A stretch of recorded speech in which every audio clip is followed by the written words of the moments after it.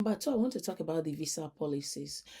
Everybody is complaining about the visa policies, which are not in their own favor. Now, let's talk about the policies. The rules for international students in the UK are becoming really stricter.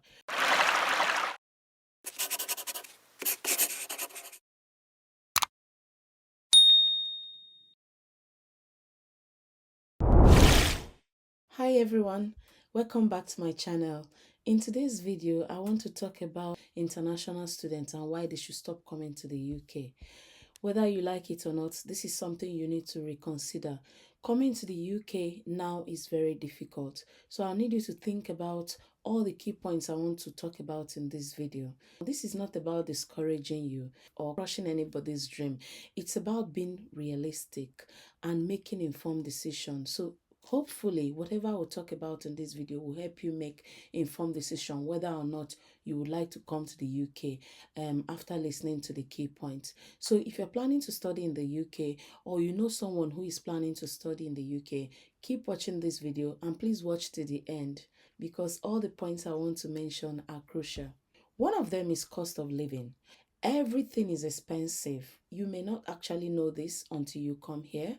Accommodation, food, transportation, so many things are expensive, and even basic utilities that you would expect to be cheap are actually very, very expensive. For example, students find life in the UK very tough. Not just students, even those that are very much settled, they find UK life to be very, very tough. Talking about groceries, groceries have gone up as well. And if you stay in cities like London, big cities, probably Manchester may have some cheaper things like Leicester. I don't know a lot about Manchester, but let's forget about that. This is on another level. Everything is expensive. The cost of living is real. Whether you like it or not, it is real and it's making life very, very difficult, especially for international students. Number two, I want to talk about the visa policies. Everybody is complaining about the visa policies, which are not in their own favor. Now, let's talk about the policies. The rules for international students in the UK are becoming really stricter. Unlike years ago when I came, although when I came, it was more relaxed, but during my time as a student, it became stricter, and one of the prime ministers came in and changed everything. And I remember after I finished my PhD, I still had about 4 months in my visa to stay.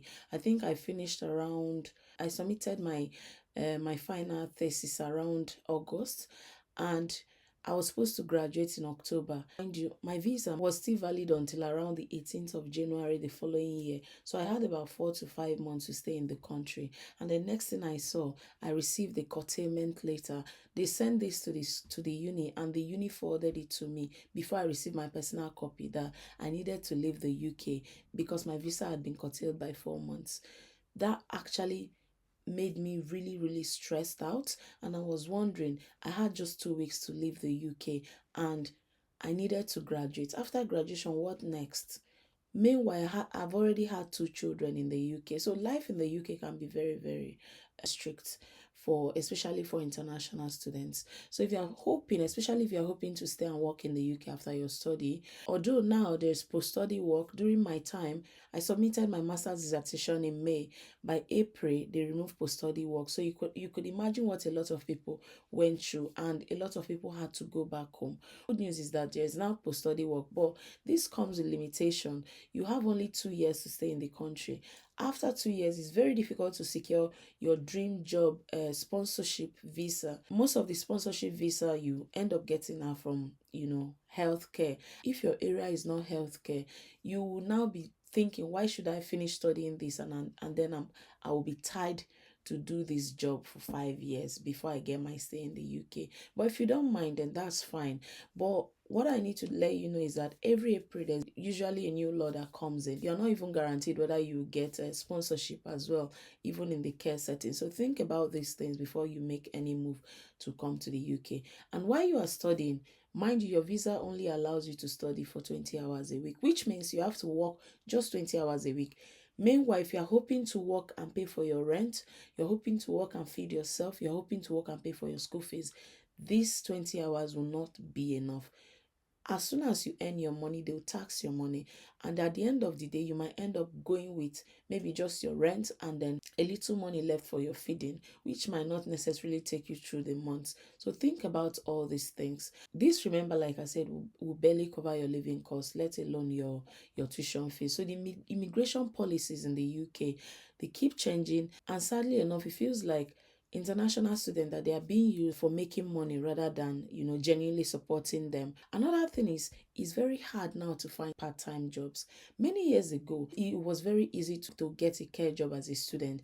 These days, yesterday one of my students came to me. I was saying, oh, I came in, although she came in December, she started this January, but she was, before, you normally get job easily, right? But now she was complaining that all the applications she made, even in care, which used to be very easy to get into, is now becoming really difficult. And she was telling me that how will she get a job? How? So I had to tell her, you need to look at your CV, you need to amend your CV. If you don't have experience in your CV, it's very difficult, to be honest. So they don't tell you this when you make your visa applications, or whoever, the agent or the university, whoever is helping you out with any of this come to the UK thing, they will never tell you this. So, although for some people it might be easy, but again, changing jobs might also be difficult. So you end up getting stuck in one job if you happen to get one. Although this depends on where you are. A lot of people in Scotland are complaining. A lot of people I know that have come in on student visa, they are complaining. A lot of people, even in England, they're also complaining. The student I told you about, she's in England, not in Scotland. But think about these things. The job opportunities are kind of limited, and even when there are jobs, okay, employers, they often prioritize their people, which is normal, which is okay. They prioritize the local students over international students, and it means that you also require work experience before you can even meet that level of employment that they've set for their local students. Simply put, if you don't have it, it's very difficult to get it.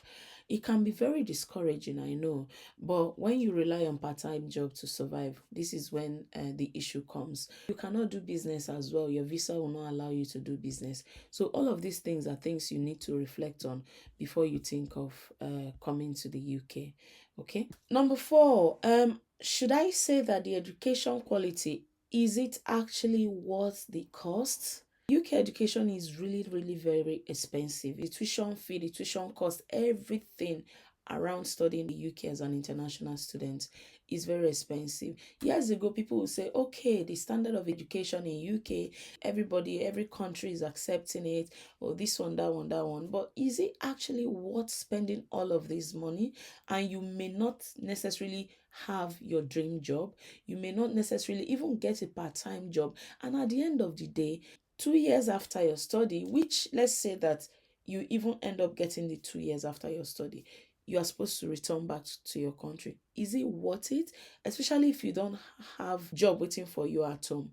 Now, don't get me wrong, some UK universities still have quality education, they still have world-class education, but many students feel that the education they are getting is not matching the amount they have paid. So they cannot justify the reason for the high cost of education. Some courses are actually overcrowded. Support for students can also be very minimal. I'll give you an example. When I came into the country, on the requirement or the specifications, they will tell you you are not supposed to have, even though you come in as a postgraduate student, you're not supposed to have this that will teach you this all the way. But you end up struggling because they start as a postgraduate student, there are certain things that you're supposed to have learned. So if you don't learn it, if you don't know those things, and then you rely on what is written on the spec, and then you come in, say, oh, I'm struggling. Of course, what do you expect? You have to go to the university and then you complain. At the end of the day, before you know, your time is up. So think about all of these things. Some courses, like I said, the overall experience, in most cases, they don't match what has been advertised, the entry requirements. You're paying tens of thousands of pounds, remember, and honestly, I think you deserve better. Think about these things I'm saying. Number 5, oh, this issue, I really don't like talking about it, but I have to talk about it. Okay, this is the issue of discrimination. People will say, oh, open discrimination, nothing like that, but it exists. Discrimination exists whether you like it or not. You are being discriminated for so many reasons: religion, race, so many reasons. You might think that okay, this is not true, or this is, but it exists. I've lived in the UK for years, for nearly 14 years now. And I tell you, discrimination exists even in the classroom, everywhere in the workplace. It does exist. I can't talk about all of these topics without addressing discrimination. Okay, sadly, many international students they face racism. Okay, and even in the workplace, in classroom, they face racism. In the university settings, they do, and this makes them to feel excluded because of the cultural differences. Not just the cultural differences, it could be religious differences, it could be race, it could be so many things. Whether it's the subtle microaggressions or even outright racism, it's something that can affect someone's mental health and even emotions. And the overall experience in the UK, it's not everywhere. Okay, don't get me wrong, it's not everywhere, and not everyone experience it, but at some point in your life in the UK you might experience it. And this is definitely something you need to be prepared for, just in case you experience it. Okay, people don't go about announcing it. Just know that you may not experience it, but I think that at some point in your life in the UK, you would experience it. So think about this and be prepared for it. Okay. Next is number 6, limitation of opportunities after you graduate. This one is a big one. All right. Many students come to the UK with the hope that when they graduate, they are going to get a good job, and then they hope to stay in the country after graduation. But the reality is often different. Some do find jobs, but that's a very little percentage. Okay, the job market is competitive, especially when you talk about international applicants. Home applicants are usually placed higher, okay, and then EU applicants before every other person. Although EU, because of the Brexit, they say that they are treating EU as others. Remember, if you need visa sponsorship, that's when you usually would face this the most. Not, I'm not saying that is not there when you don't need visa sponsorship, but you face this the most when you need a visa sponsorship, which is even harder. Some employers don't want to, they don't want the hassle of sponsoring international graduates, which leaves many students stuck without jobs and without their dream jobs. Okay, some of them end up going into care because that's where they can get sponsorship, and then they start to have issues because that's not what they are supposed to be doing. Okay, which is heartbreaking. When you've invested so much into your life, education wise, it is normal to think that you at the end get a very good job that would then repay all of those investments. However, you end up struggling to find that your desired job after study. So this is another key point you should think about. And this makes many people to start thinking of migrating to other countries. Okay, remember, you have already stayed in the UK for years, you have wasted those times. Let me not say waste, because of course you would have had your degree. However, no job. So you might find, don't get me wrong, but the percentage of people that find jobs after their graduation is very minimal. So think about these things. Um, Number 7, I'm going to tell you that the good news, there's a good news. There are better alternatives than the UK. Okay? These better alternatives, I need you to reflect on them. I need you to think about them. Don't rush to apply to come to the UK. Think about these points. Think about other options you can take. Now, let me be real with you. The UK isn't the only option, okay? Countries like Canada, Germany, Australia. I know Australia is far from many other countries, but again, it depends on where you are going from.